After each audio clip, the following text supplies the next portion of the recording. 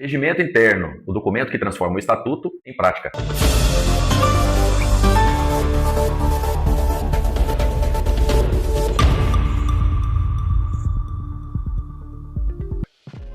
Você sabe a diferença entre o estatuto social e o regimento interno?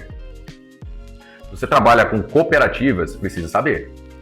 Porque esses dois documentos são importantíssimos, mas eles não têm a mesma função. Quando essa diferença não está clara, começam vários problemas. Hoje eu quero falar com você sobre o regimento interno e te explicar por que ele pode ser um dos documentos mais importantes para organizar a sua cooperativa. Vamos começar pelo estatuto. O estatuto social é a base institucional da cooperativa. Ele estabelece as regras fundamentais da sociedade, como se fosse a identidade jurídica da sua cooperativa. A própria Lei nº 5.764 de 1971 estabelece o que deve constar dentro do seu estatuto. Entre esses pontos estão, por exemplo, a denominação da cooperativa, a sua sede, a sua área de atuação, o seu objeto social, os direitos e deveres de cada um dos cooperados, condições de admissão, as regras para desligamento e demissão, as regras de eliminação e exclusão, regras relacionadas ao capital social, forma de administração, a fiscalização, as assembleias e outras regras fundamentais dentro da sociedade. Ou seja, o estatuto estabelece a estrutura, estabelece as regras essenciais, estabelece os limites e estabelece como a cooperativa deve funcionar institucionalmente. Mas existe uma questão. O estatuto não consegue detalhar tudo e nem deveria. Porque uma coisa é estabelecer a regra, Outra coisa é explicar como essa regra será executada. É aí que entra o regimento interno. Ele é um instrumento de detalhamento. Ele pega as regras gerais, e transforma essas regras em procedimentos internos. Vamos imaginar, por exemplo, uma situação. O estatuto estabelece que determinado órgão da cooperativa possui determinadas atribuições. Perfeito. Mas como esse órgão vai funcionar efetivamente? Com que frequência vai se reunir? Como as reuniões serão convocadas? Quem participa? Quem pode solicitar uma reunião? Como os assuntos entram na pauta? Como as decisões serão registradas? Como os responsáveis serão definidos? Esses detalhes podem ser organizados pelo regimento interno da cooperativa. Perceba a diferença. O estatuto estabelece a estrutura, O regimento organiza o funcionamento. O estatuto estabelece a competência. O regimento pode detalhar o procedimento. O estatuto estabelece a regra geral. O regimento transforma essa regra em rotina. E isso é muito importante. Porque uma cooperativa não funciona apenas com boas intenções de seus cooperados. Precisa de regras claras e bem definidas, de responsabilidades claras, precisa de processos claros, precisa de bons critérios, precisa de previsibilidade e, sobretudo, reduzir a interpretação individual. Imagina uma cooperativa onde cada conselheiro entende uma reunião de uma maneira, cada gestor entende uma responsabilidade de outra, cada cooperado recebe uma orientação diferente. Cada situação é tratada de uma forma. O problema não é necessariamente falta de competência, Muitas vezes, falta de regra. Quando a regra não está clara, cada pessoa cria a sua própria interpretação. É aí que aparecem os conflitos. Trabalho, decisões inconsistentes, concentração de informações, dúvidas sobre responsabilidades e até conflitos entre órgãos da própria cooperativa. O regimento interno ajuda justamente a reduzir esse espaço de dúvida, Mas existe um cuidado fundamental que nós temos que ter. O regimento interno ele não pode contrariar o estatuto de forma alguma, muito menos a legislação, certo? A hierarquia precisa ser respeitada. Primeiro vem a legislação, depois vem as regras institucionais aplicáveis à sua cooperativa, depois o estatuto social, depois o regimento subordinado a este conjunto.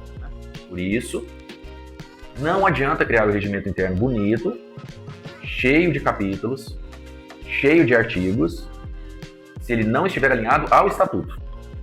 Um bom regimento começa pelo estatuto. Primeiro precisamos entender o que o estatuto determina.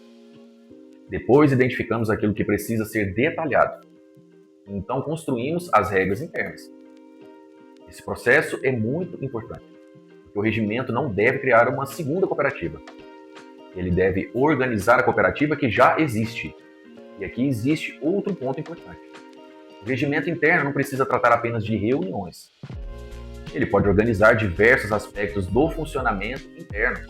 Pode estabelecer responsabilidades, pode detalhar fluxos, pode organizar os procedimentos internos, pode disciplinar as rotinas, pode definir os critérios, pode estabelecer formas de comunicação, pode organizar a atuação dos órgãos, detalhar processos eleitorais, estabelecer regras para as reuniões, organizar o funcionamento dos comitês, definir procedimentos internos, tudo isso desde que esteja dentro dos limites estabelecidos pela lei e pelo estatuto. Okay?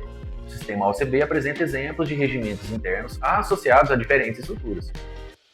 Existem regimentos de conselhos, regimentos de comitês, regimentos de órgãos do próprio sistema, e existem experiências de orientação para cooperativas na elaboração dos seus regimentos. Isso mostra uma coisa: regimento interno não é simplesmente um documento burocrático, ele é uma ferramenta de governança. E eu quero destacar essa palavra, governança. Porque quando falamos de cooperativa, não estamos falando apenas de operação. Estamos falando de sociedade formada por cooperados, com órgãos, com assembleias, com conselhos, com gestores, com responsabilidades diferentes. E quanto mais complexa fica a cooperativa, maior é a necessidade de clareza, entende? O regimento ajuda a criar essa clareza.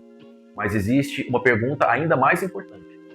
Quem deve participar da construção deste documento? A resposta é as pessoas que conhecem a realidade da cooperativa. Não é mesmo? Porque um regimento criado apenas dentro de uma sala, sem ouvir quem executa as atividades, pode virar um documento distante da realidade.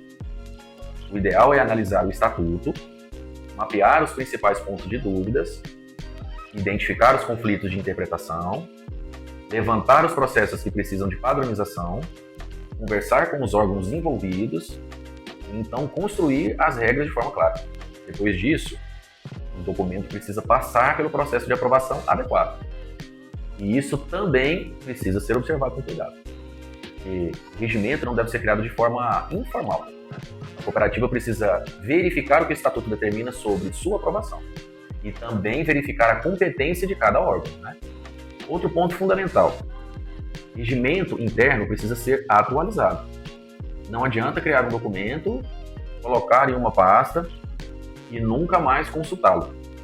A cooperativa muda, os processos mudam, a legislação muda, a estrutura pode mudar, as responsabilidades podem mudar e o regimento precisa acompanhar essas mudanças. Por isso, eu recomendo uma revisão periódica do regimento, não necessariamente para mudar tudo, mas para verificar se o documento ainda representa a realidade da cooperativa. E aqui está uma das maiores vantagens. Um bom regimento interno reduz a dependência de decisões improvisadas. Ele transforma conhecimento em regra, transforma experiência em procedimento, transforma responsabilidade em clareza e transforma expectativa em padrão. Isso é gestão. E isso é governança. Agora pense na sua cooperativa. Se eu perguntasse hoje para você, quem pode fazer o quê? Quem decide o quê? Como essa decisão deve acontecer? Qual é o procedimento?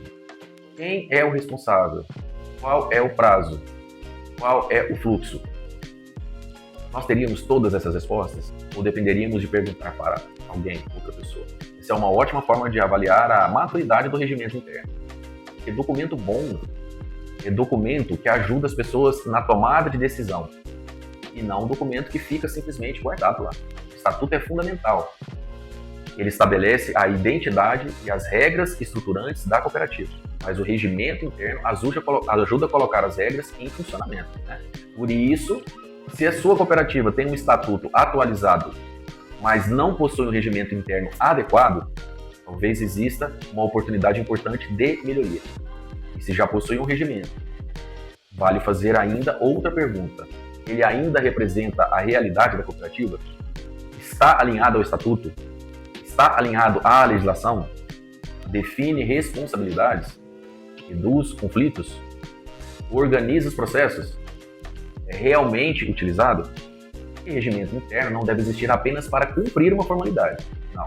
Ele deve servir para facilitar a gestão, facilitar a governança, dar clareza aos cooperados, dar clareza aos órgãos participantes, dar clareza aos gestores da cooperativa e tornar o funcionamento da cooperativa mais organizado.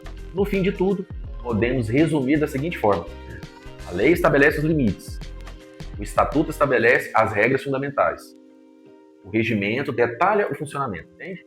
E quando esses três elementos estão alinhados, a cooperativa ganha muito mais clareza, ganha organização, ganha previsibilidade, reduz conflitos desnecessários. E isso, se você participa da gestão de uma cooperativa, não olhe para o regimento interno como apenas mais um documento. Olhe para ele como uma ferramenta de organização e gestão, uma ferramenta de governança, uma ferramenta que ajude na tomada de decisão e, principalmente, como uma forma de transformar regras gerais em práticas claras para o dia a dia, entende? Se esse conteúdo fez sentido para você, compartilhe este vídeo com alguém que participa da gestão de uma cooperativa. Se você quer mais conteúdo sobre gestão, planejamento, governança e cooperativismo, acompanhe o canal Rodrigo Laburi. Porque cooperativa bem organizada não depende apenas de boas pessoas. Depende também de boas regras. De regras que sejam conhecidas, compreendidas e praticadas.